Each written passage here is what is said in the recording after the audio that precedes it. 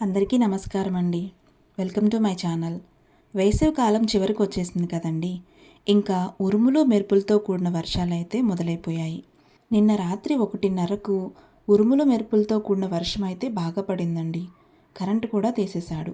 ఇంకా ఆ టైంలో నిద్ర పట్టక బయటకు వస్తే వాతావరణం అంతా ఇలా ఉంది. చాలా చీకటిగా, భయంకరమైన ఉరుములతో, అప్పుడప్పుడు వెలుతురిచ్చే మెరుపులతో. కానీ తెల్లారాక ఇదిగో ఇలా ఉందండి. జీవితం కూడా అంతే కదా. చీకటి వచ్చిందని అంటే మన జీవితంలో కష్టాలు వచ్చాయని బాధపడితే పొద్దున్నే వెలుతురులో వచ్చే సంతోషాన్ని మనం దూరం చేసుకున్నట్టే. అది సరే కానివ్వండి, మీలో ఎంతమందికి ఇలా వర్షం పడినప్పుడు పొద్దున్నే వేడి కాఫీ తాగడం అంటే ఇష్టం? నాకైతే చాలా ఇష్టం అండి. సరే, ఇంకా నా బాల్యంలోకి వెళ్తేనండి, అమ్మ నాన్న ఒక అన్నయ్యల గారాల పట్టిని. కష్టం, ఆకలి, కన్నీళ్ళు అంటే ఏమిటో తెలియకుండా పెంచారు. నాన్న విషయానికి వస్తే 18 ఏళ్లకే పెళ్లి జరిగి 20 ఏళ్ళు వచ్చేసరికి 2 పిల్లలు. అమ్మ విషయానికి వస్తే 14 ఏళ్లకే పెళ్ళి, 18 సంవత్సరాలకి 2 పిల్లలు, కుటుంబ బాధ్యతలు. అమ్మ ఆ టైంలోనే కుంట పొలం నాన్నకి కట్నంగా తెచ్చింది.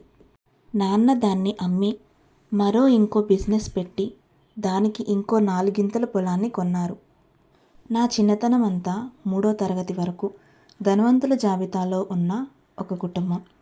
కానీ బళ్ళు ఓడలు, ఓడలు బళ్ళు అవుతాయన్నట్టుగా నాన్న జీవితంలో అనుకోని స్నేహితులు, చుట్టాల వల్ల ఉన్నదాన్ని మొత్తం పోగొట్టుకొని మిడిల్ క్లాస్ కంటే కూడా ఇంకా కింద స్థాయిలోకి వచ్చి పడిపోయాము.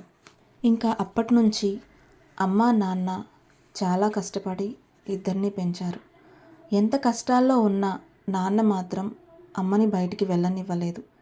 పడితే నేనే కష్టపడాలి, నా పిల్లలు, నా భార్య మాత్రం సంతోషంగానే ఉండాలి అనే మనస్తత్వం నాన్నది. కష్టాన్నంతా తన భుజాల మీద వేసుకొని సంతోషాన్ని మాత్రం తన ఫ్యామిలీకి ఇచ్చేవాడే తండ్రి. నా చిన్నతనంలో చదువు విషయానికి వస్తే నేను ఒక ఊళ్ళో నా 10th వరకు అయితే చదవలేదండి. కుటుంబ పరిస్థితులు బాగోక పని నిమిత్తం నాన్న వేరే ఊరికి వెళ్ళడం, అక్కడ మళ్ళీ మమ్మల్ని జాయిన్ చేయడం, ఇలా 3 వరకు ఒక ఊళ్ళో, 7 వరకు ఒక ఊళ్ళో, 10 వరకు ఇంకొక ఊళ్ళో నా చదువైతే సాగింది. ఎంత కష్టాలు మాకు తెలియకుండా పెంచాలని చూసిన నాన్న ఏదో ఒక టైంలో కళ్ళకు కట్టినట్లుగా అన్నీ కనిపిస్తూనే ఉన్నాయి. చిన్నపిల్లలం కాదు కదండి. చిన్నప్పుడంటే వాళ్ళు పెంచినా మనం పెరిగేస్తాం. కానీ కొంచెం పెద్దయ్యాక మన ఆర్థిక పరిస్థితి ఏంటి, మన కష్టాలు ఏంటనేది మనకు తెలుస్తాయి ఖచ్చితంగా. అది ఇంకా ఇలా సాగుతున్నప్పుడే ఆడపిల్ల విషయంలో చాలా ముఖ్యమైన విషయం నా విషయంలో కూడా జరిగిందండి. నేను 7వ తరగతి చదువుతున్నప్పుడు మెచ్యూర్ అయితే అయ్యాను. కనీసం ఇంట్లో అప్పుడు మా ఆర్థిక పరిస్థితి ఏంటో తెలుసా? కేవలం 5 రూపాయలు మాత్రమే మా ఇంట్లో ఉన్నాయి. ఆ తర్వాత ఏమైంది? మరి నా ఫంక్షన్ ఏం చేశారు? అసలు ఫంక్షన్ చేశారా లేదా అన్నది నెక్స్ట్ ఎపిసోడ్లో మీ ముందుకు తీసుకొస్తాను. వీడియోని చివరి వరకు చూసిన వాళ్లకు ధన్యవాదాలు. బోర్ కొట్టించి ఉంటే క్షమించండి. వీడియో పట్ల మీ అభిప్రాయాలను తెలియజేయండి. మీ తోబుట్టువులా ఆదరిస్తారని కోరుకుంటూ సెలవు తీసుకుంటున్నాను.